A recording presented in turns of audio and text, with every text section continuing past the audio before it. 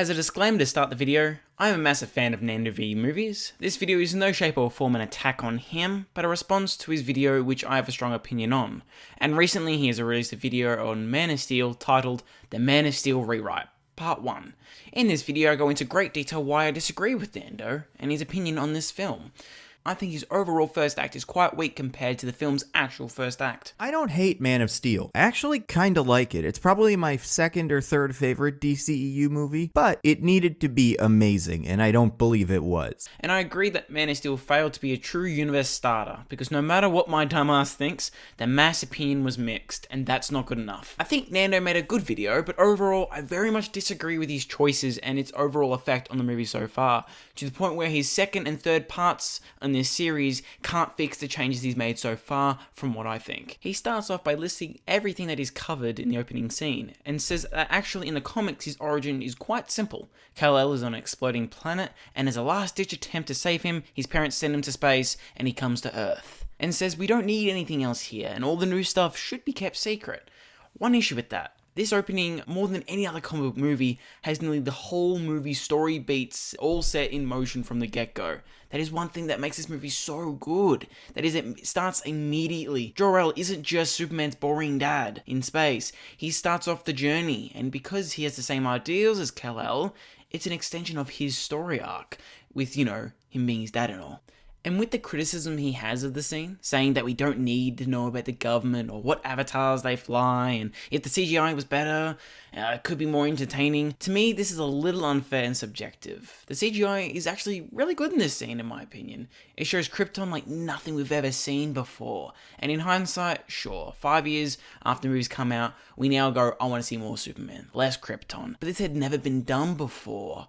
This is our only proper experience on the planet besides the new sci-fi show that I haven't watched, and the amazing arc in Justice League Season 4, I believe. So saying, less Krypton after 5 years can make sense, but I find that this universe starting on Krypton is not the issue, considering it's such a huge impact on Kal-El in the future, and I also think it highlights his isolation from his real people. Number 2, some of this information is more interesting if we don't learn it immediately. Martin Scorsese is responsible for my favorite quote about filmmaking: cinema is a matter of what's in the frame and what's not. What you choose to not show is as important as what you do. And since this movie is about Clark learning about his past, it makes more of an impact on the audience if we learn about his past with him. And his number 2 point is very much a good idea actually, with one issue. Withholding information works wonders in a movie that requires it. A film that blows this load too soon is a boring one, but a film that has such a complex sense of morality such as this one, to where the whole point of the movie and the whole third act is riding on, is defined in this scene. Saying keep that a mystery is a little odd, and if this scene were to be chopped up and moved around as Clark learns about his message, would become unclear.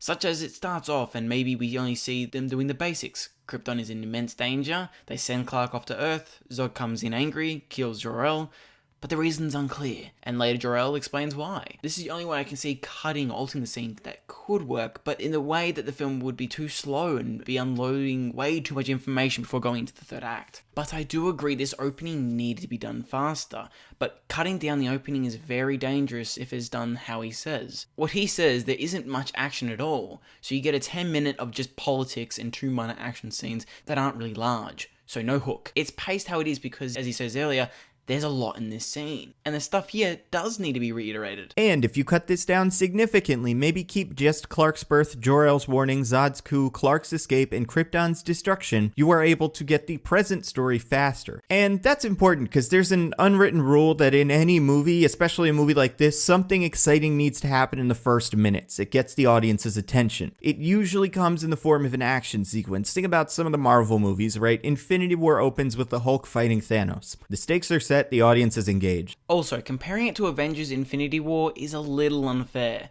It's 19 or so movies into a franchise, a cinematic universe. Comparing it to any other Marvel solo movie would be way more fair, and I think this movie would actually stand out much more on its own comparing to the rest of them. Iron Man 1 was pretty good, amazing character work of Tony, and sets the tone amazingly. This is also one of the best Marvel films, so there's that. Incredible Hulk starts with a 3-minute summary of the events beforehand. Iron Man 2 was fun, but really nothing much else. Thor started with the characters by the end of 2 films we still don't care about finding Thor, and the first Captain America started pretty slow, so I think you really do get the idea. Marvel Phase 1 started very slow in nearly all of its movies, taking 3 minutes to get really not much done, bar Iron Man 1. So half of the Krypton action could have been cut, and in its place there should have been an extended oil rig scene. And all the information we get from this intro, we're gonna get later in the movie anyway. Most of it is explained to Clark a half an hour later by his dad. Some of it is explained again by Zod later on. This is the big one. This contradicts your point of not having a clear arc. I get it. It's execution. But cutting down on the scenes that literally explain the arc that they will be exploring and adding depth to 2 main characters won't help. The biggest issue that people have with this movie, besides its tone, is that no one really understands it, and it's not the audience's fault. And saying this is explained later on doesn't cut it. When I argue for this movie, I quote lines that I said once or twice, and to the people I argue with, they go, "Bullshit, you're making stuff up to make excuses for a bad movie." Then I show them this 4-second clip where they say it, and they go, "Oh, I have no memory of this scene." This is the movie's fault. But your solution of "it's been said once, so it can go" won't work. These greater idea plot lines need to be driven home hard. The few things that this scene does for the movie that I don't think Nando puts enough weight on is that it shows that Jor-El was trying to reason with the government, showing his ways of doing things, showing that Krypton destroyed itself. Later, this is important for when Clark goes, "Why didn't you come with me?" We couldn't, Cal. Your mother, Lara, and I were a product of the failures of our world as much as Zod was, tied to its fate.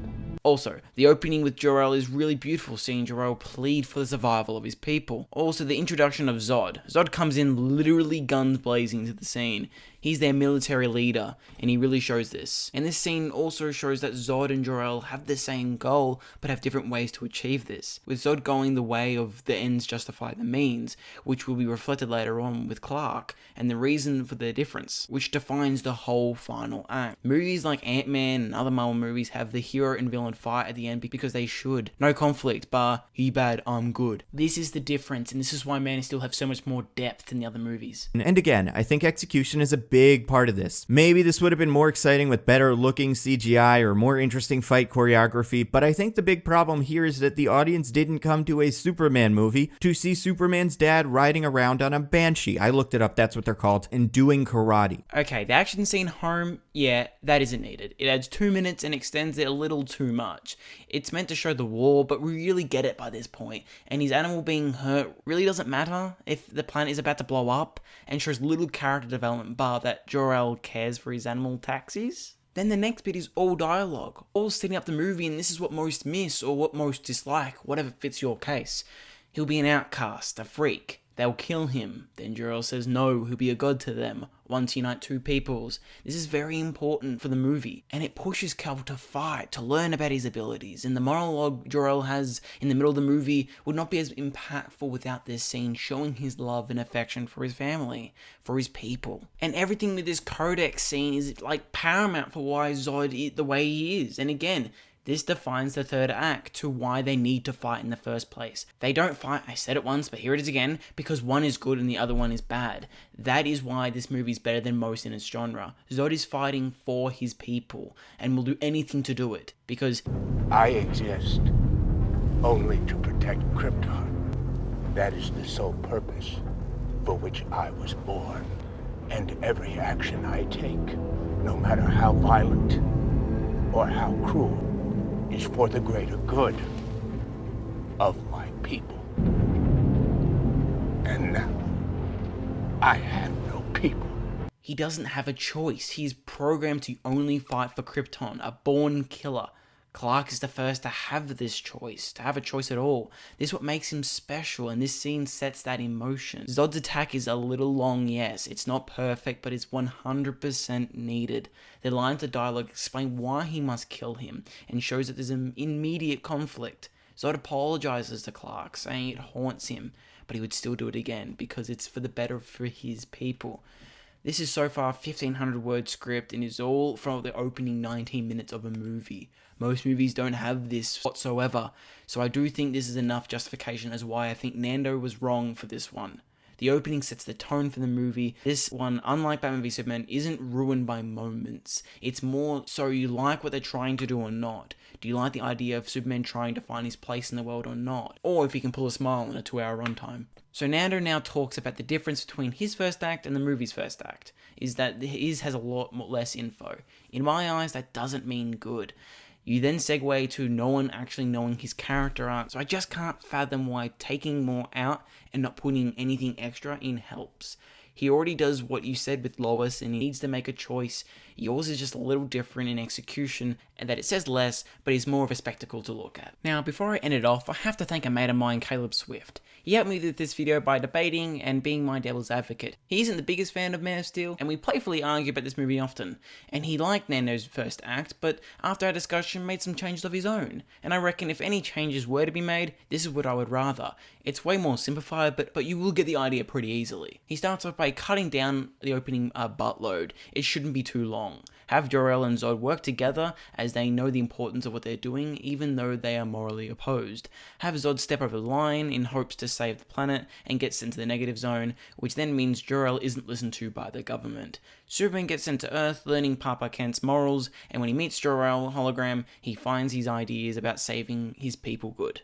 Zod comes to Earth to bring Krypton back to life, much like Jor-El, but not caring about humans as he thinks they're lesser. Clark thinks they are equal and fights with Zod. Basically just a more simplified version of the plot. So there are my 2 cents. I do hope you enjoyed this video. If I did miss anything, do comment down below if I got anything wrong.